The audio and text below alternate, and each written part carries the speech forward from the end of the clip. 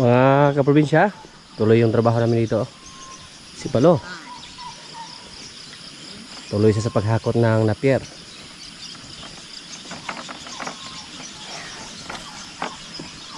At sa mga hindi nakapanood sa una natin mga video, may bagong kalabaw naman tayo dito. Ito po.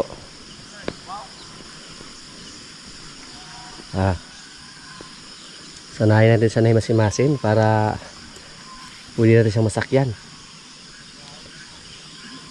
Marami pong sabi, naalagaan lang natin siya sa loob ng mga 1 taon. Malaki na daw siya, basta malagaan ang husto.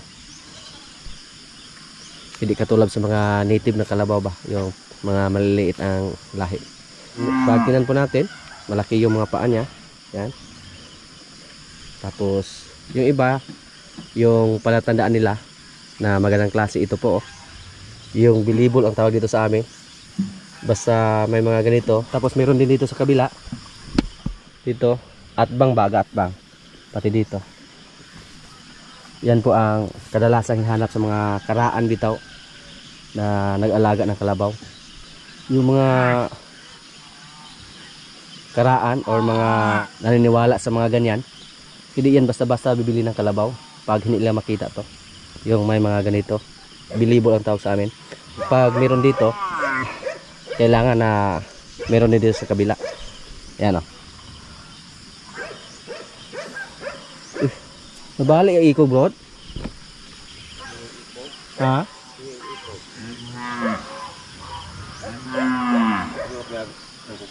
Ah, Kuya Wanta.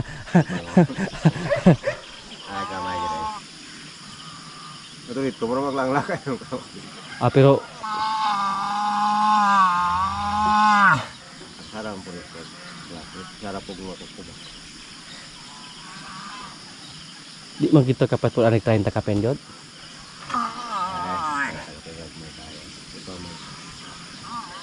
Wala ong natay bay jod. Pagka balos-balos kita gwapo datay gwapong bay. Ay mga bilibol sa atbang.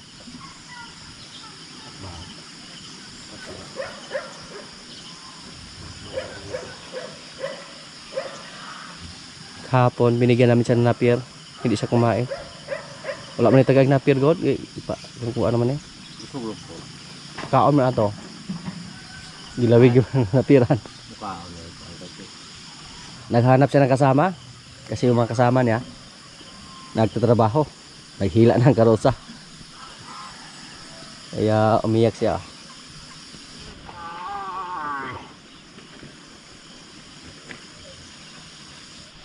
Ito po, turuan natin siya na kumain ng kupramil. Katulad di Palo ba? At ni Jin. Para kung sakaling maubusan tayo ng mga napi rito, hindi sila mamayak. Pagkainin lang natin ng kupramil. Yung mga baboy naman natin ang ating pagkainin dito.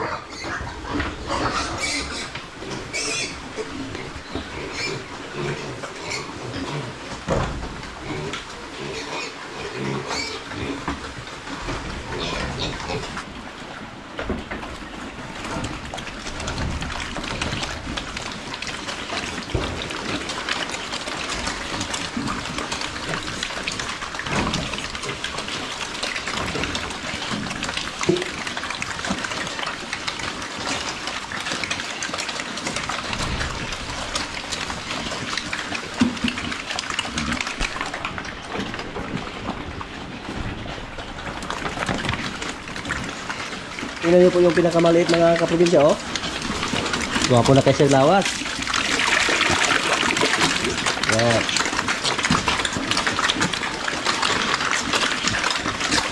At masaya po tayo sa resulta sa ating mga baboy dito ngayon.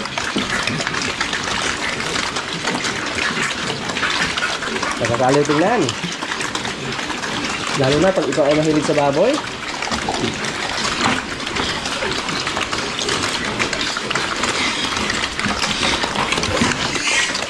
Yung isa natin inahin dyan, naglandi na. Pero bibili lang tayo ng similya. Nag-order pa tayo. I-iay na natin siya. Kasi yung barako natin hindi pa marunong kumasta. At kapag isipan po natin na mas maganda na hybrid din yung i-iay natin sa ating inahin. Kasi nakita naman natin yung resulta na maganda. Yung German Petrel. Maganda po na resulta.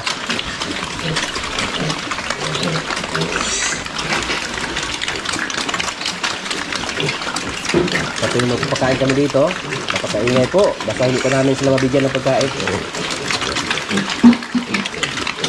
At yung mga bake natin dito, oh. Ito po yung anak ng German Petrel. Kaya nagustuhan natin. Lalo na yan, oh. Lapad ko yung buko-buko. Nakakalakas kumain.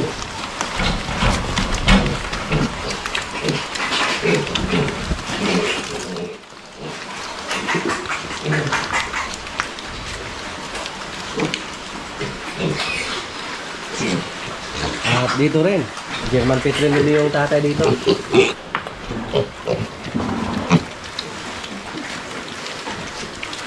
Wala pang isang linggo to mula sa pagwalay. Ito yung pinakahulong winalay natin.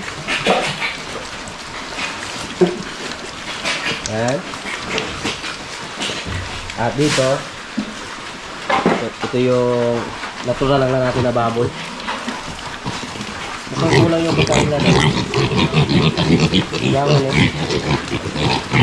Kulang oh. Nagawan sila. Kahit lokal lang yung tagay dito sa ating mga biik, pero maganda pa rin yung sura. Taba, alexi. At masaya po tayo na nalampasan natin yung malamig na panahon. Kulang na kulang yung pagkain, no? So, i-adjust naman natin. Dagdagan naman natin ng konti.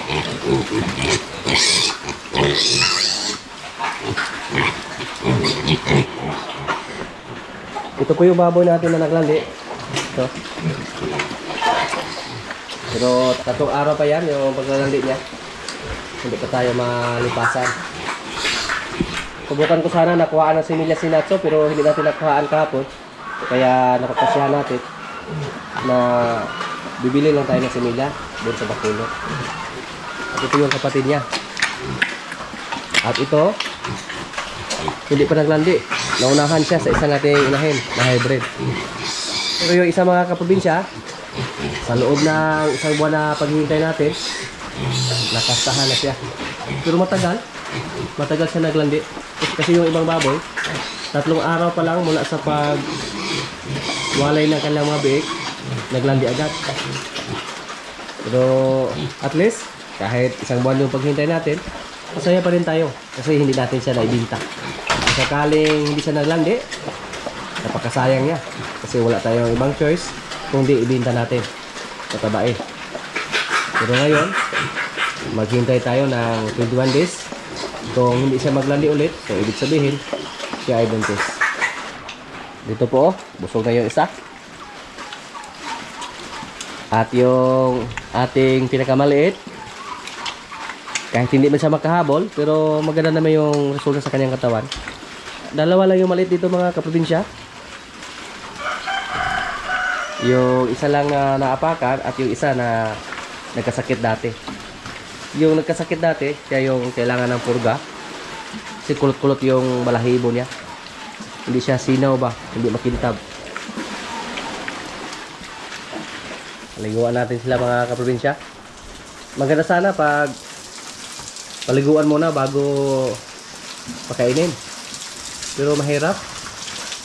Nangangagat. Pag pumasok tayo sa kulungan tapos wala pa silang kain, kailangan napakainin muna para huminahon sila.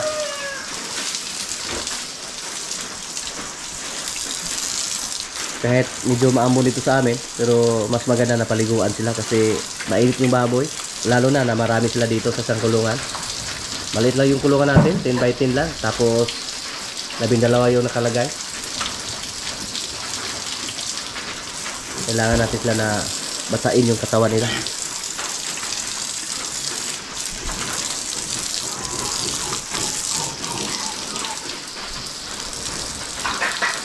Kung mas swerte tayo sa ating mga baboy dito, by December, makabinta na tayo. At sana mataas yung presyuhan ng baboy. December or January. Ito po, siguro by January, pag maayos yung pagkaalaga natin, lagpas 80 kilos na to, yung mga malalaki dito. Ngayon pa lang, yung pinakamalaki dito, estimate namin, lagpas 30 kilos na.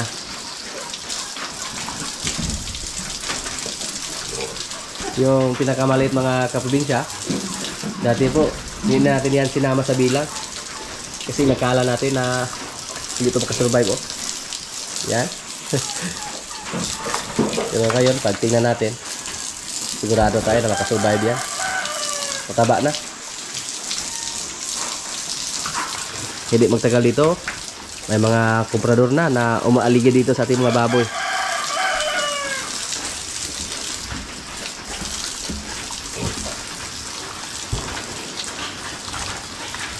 Ito yung paborito ni Mrs. na trabaho. Magpapaligo lang ba? Magpasilit sa mga baboy. Pero ayaw niya magwalis dun sa loob. Takot siya sa baboy.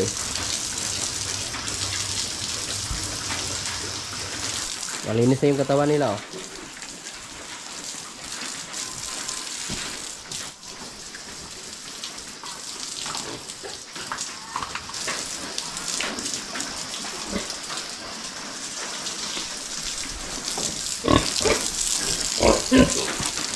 Maghintay ka muna, ha. Sa sunod na araw pa kita i-ay. Tugbitan. Pag dumating yung similya natin.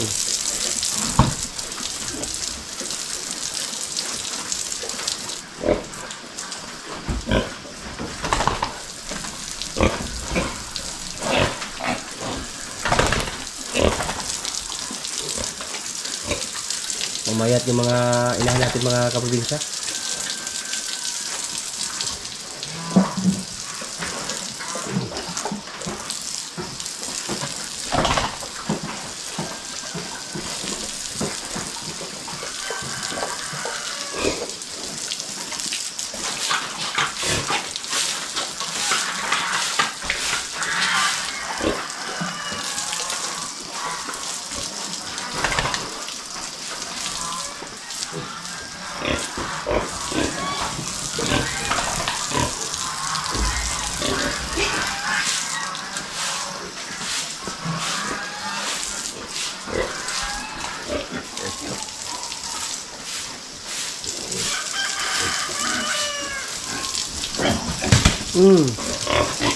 Lagubo.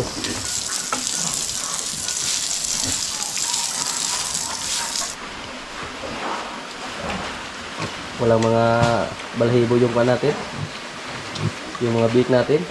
Mananipis yung balahibo nila. Nung dumating dito yung nanay nila, napakanipis sa balahibo. Halos wala. Napakadali lang kagatin ng lamok. Gusto nyo yung mga beak natin. Dito, oh, sila yung pinakahuling pinanganak mga kaprobinsya, pero mukhang humahabol sila.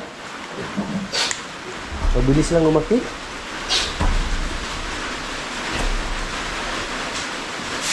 Pag may isa na medyo maliit, normal lang yan. Ito medyo maliit to. Pero gwapo pa rin.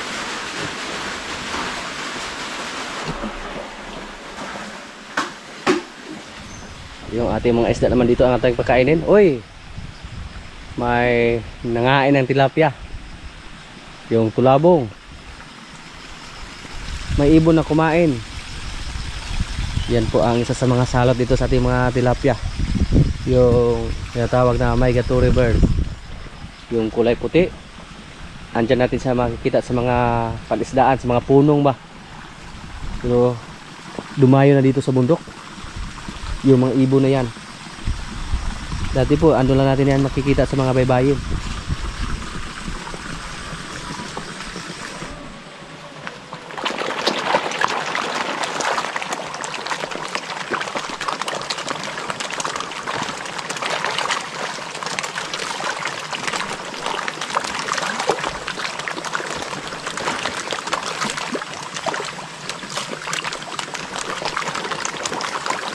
Ilang buwan po natin sila na hindi pinakain ng koi king. Hanggang naawa ako sa kanila. Bumili tayo ng koi king. May isa pa nga na namatay. Nila gusto yung mga pagkain lang na para sa tilapia. Kaya pag hindi natin sila pakainin ng mga magagandang pagkain, hindi naman sila lumaki at namayat sila. Tapos may isa pa nga na namatay.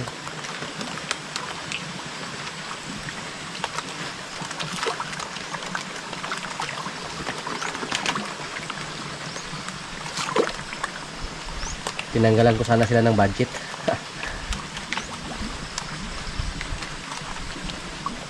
Wala namang mga kuan dito, anay sa ngayon. Dati po maraming anay dito sa amin.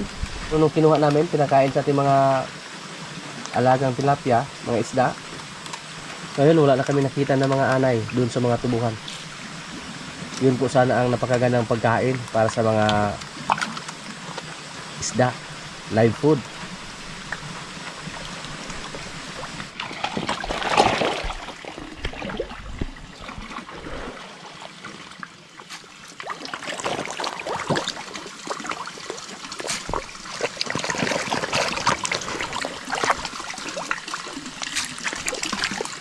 Ang lalaki ng ulo ng ating mga hito dito. Ulo lang yung lumaki. Hindi pa natin sila pinapakain ng karne.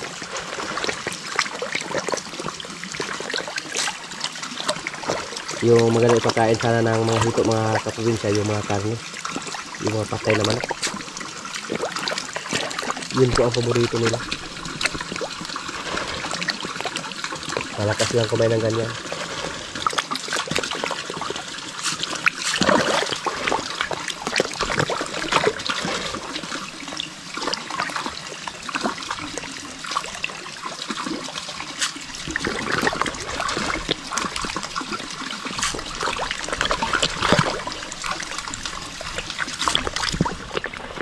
Ang akin ang kanilang mga bibig.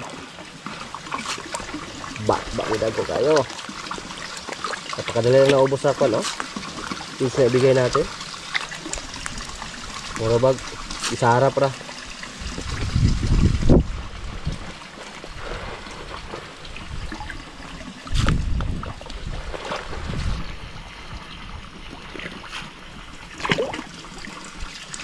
Grabe. Ang lakas lang kumain.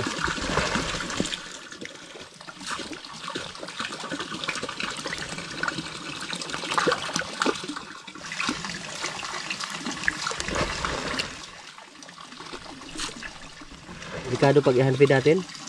Baka pati daliri natin kainin dahil sa laki ng kanilang mga bibig.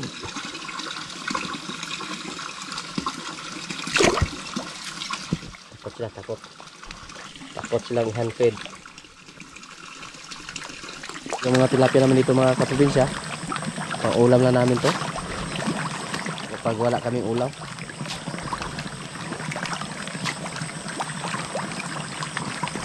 May koy din dito, malaki na yung mga koy dito. Okay lang yung koy kahit hindi natin pakainin, basta nasa mud pan sila. Pero pag andun sa concrete pan, malaki ang posibilidad pag hindi natin pakainin, mamatay ng ating mga halagang isda.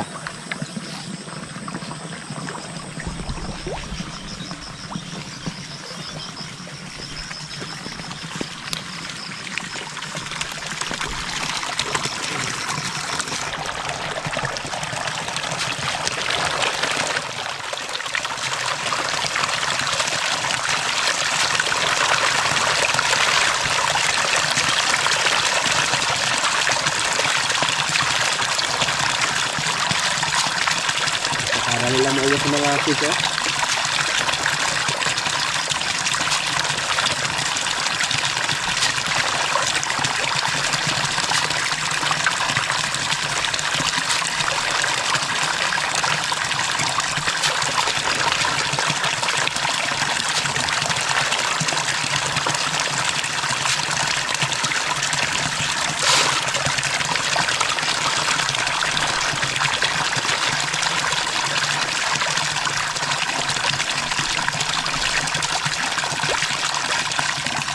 Dito lang, wala na dito yung turtle. Chinese turtle. Hindi na napakita sa amin.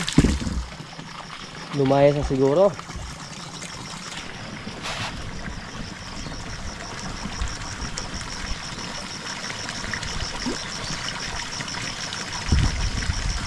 Yung kalabaw natin, pakainin natin, oh. Hindi siya kumain ng napir, oh. Hindi katulad sa iba nating kalabaw dito. Para masanay siya, doon natin sa ipasol sa may mga napir ba.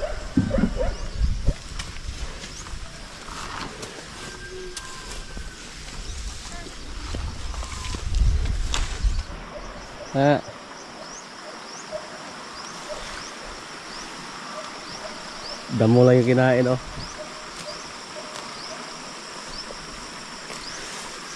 Diyan ka lang, ha.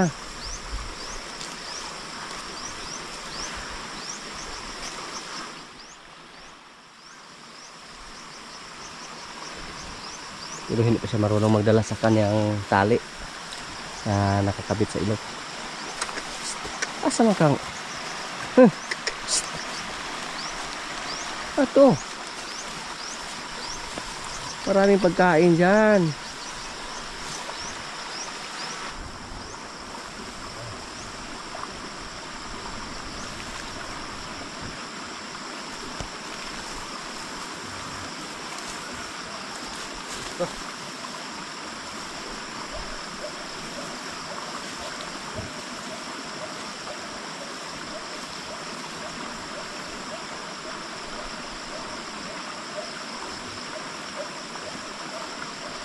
Pagkawalan na natin siya dyan. Napakasarap ng buhay niya dyan. Maraming pagkain. Pwede niyang kainin ng napir kung gusto niya. Pero kailangan natin siyang bantayan, mga kaprobinsya. Baka umalis. Si Palo.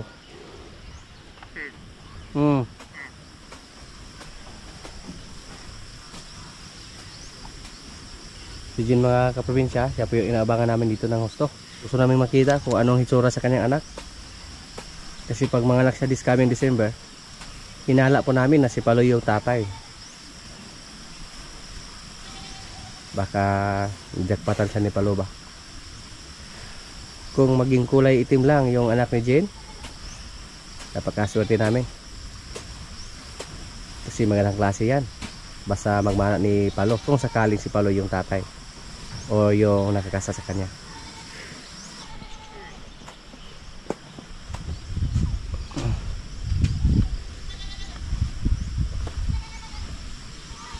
Dili. Away pumunduha diyang. Paganay mo yung anak. Sino mo away-away?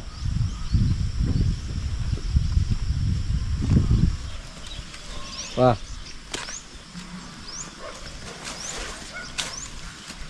Ayaw mo kumain, mga kaprobinsya, oh.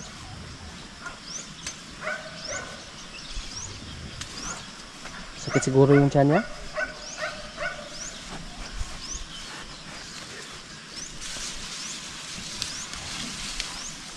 Uy. Bakit? Hindi kaya siya naglibot? Yung pagkain ni Tisoy, oh, yung natir niya, nilagyan namin ng konting kupramil para matikman yan yung kupramil ba, kung gaano kasarap, hanggang masanay siya. Yung bago nating kalabaw, hindi pa pwedeng turuan na kumain ng kupramil kasi hindi pa siya kumain ng napier. Bago pa siya dito sa ating area. Nalala ko nga si Tisoy. Napakahirap niyang kumain ng napir dati nang dumating sa dito. Tilawan nga niya. Kahit iniawasan niya yung may kupramel. Pero pag magugutom siya, makain niya yan. Ganyan din ang ginawa natin dati nung may kabayo tayo.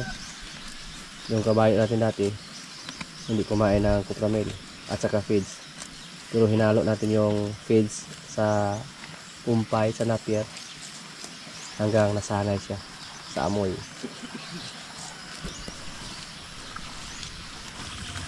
Andito naman yung mga ibon na salot sa ating mga tilapia mga kaprobinsya oh. Pero hindi yan kuan, lapay. Yan, palaging paikot-ikot dito sa ating area. Kumain ng tilapia.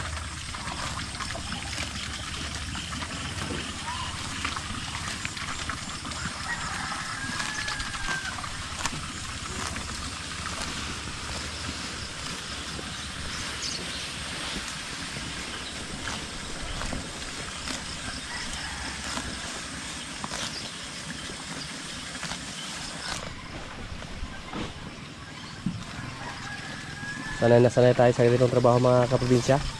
Magbakiro ng kalabaw. Ito yung kinagisan natin na trabaho nung bata pa tayo. Ano Jen? Ay talong nga Jen ha. Taas bakit talong nga Jen? Pa!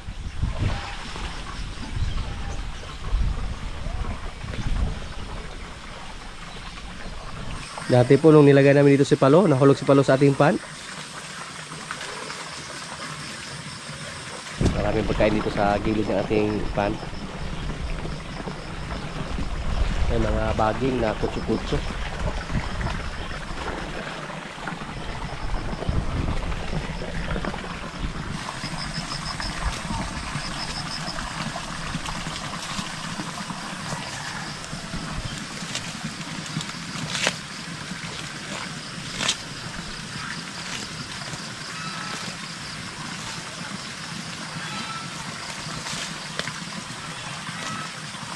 Abangan po natin mga kaprobinsya kung kailan mga anak si Jen.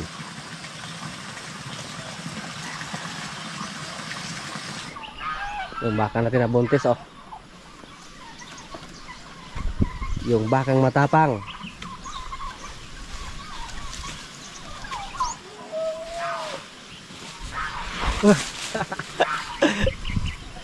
Baga isugan di magkahani.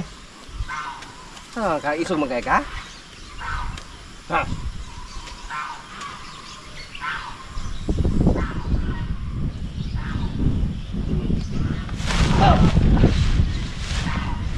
Sagang sa tapos ginawa ni magkahani. Nagot. Nga, no. Okay, so ganyan kayo.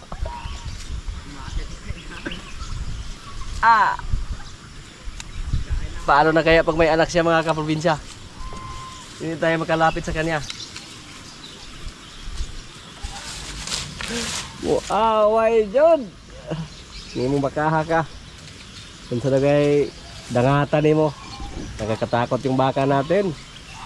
Kaya pag may mga alaga tayo, hindi tayo dapat magkumpiyansa sa ating mga alaga. Nung dumating siya dito mga kaprobinsya, napapansin na namin na may ugali siya. Pero hindi pa ganyan ka-agresibo. Kaya naisipan namin, paano na kaya pag may anak siya? Hindi na siguro kami makalapit. Kahit yung mga kasama natin dito na sila yung tagapakain. Sipain pa rin niya pag makabinta. Tapos nanuwag pa. Wala siyang pinipili.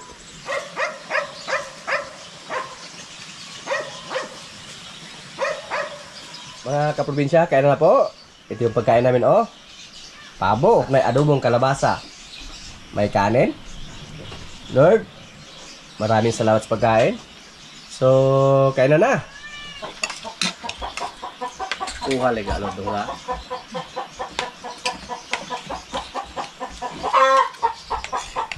Siguro mo palot mana ni mo daw para Kabirang bata. Kabirang. Tatat na kayo mga.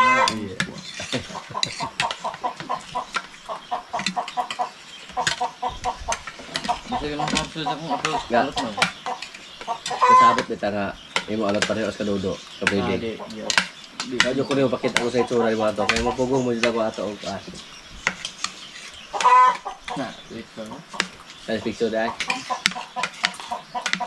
Ano? Pinibitang mangibog na sa magka-arte na alot. Nangibog hindi ka daw. Ay mo uyab yung praktisan mo na pumago. Okay ra? Ika na ah. Ito dudu ka nakikibaktisa. Pinto. Aga. Anong pinto pa ba? Part. Pinto o pili part? Also, Dak git. Daday? Di sugot yung gibla? Sige wala. Usap mo nga eh. Enggak, gibla ko lang dia gola. Sige, uyab na. Tak. Ate ka uyab na. Uyab na, mahalo kang day ka. Ano kang makuha mo pagkalalaki niya? Kawang ang malo yung mo. Laki mo. Praktis mo tuan. Gubog sa mga bahay. Mau belajar punya mandi untuk puasa. Dia pemuda mo. Bugtaw. Binugtaway. Nangyari sa mugtang, wala nga man. Dia aku yang betul-betul duduk kasi hampir sakit. Dapat. Pero, tuna o na to na. Mangita sa muglayan nga. Kanabi ang inaana. Di binalalim. Kaya makatumong mong pamilya nga lisod-lisodon mo. Pangayuan mo. Kabuk baka pa rin pugi ka na ko. Agi na. Pangayuan mo. Baboy nga pa rin natso kadago. Tulong ka buok. Libangon ka. Ha? Nabe ka bro, di ba? Suta mo ka na bro? Namay na. Kaya karon nga nakakaplag na magbabae nga. Wala kay problema na apuhan ra. Di na ko. Organic na. Kising eh. Di na. Apa yang kayo nyo? Sabi na kayo ito kung pinita. Namugtaw di ka? Tao na, wala isa na kitong ka. Huwag nyo naman ang tawad doon. Diyan yung sikap doon at kamot dahil. Wala doon. Ano pa ipatay na mo sapatos ko? Ito ha, ulit nyo. Sugay mo. Kabal na kung control na ito bro. Kabalo na ka makontrol ron? Hindi ko makwata. Hindi pa ginawa eh. Hindi ko makwata. Hindi ko plano makontrol mo yung pa.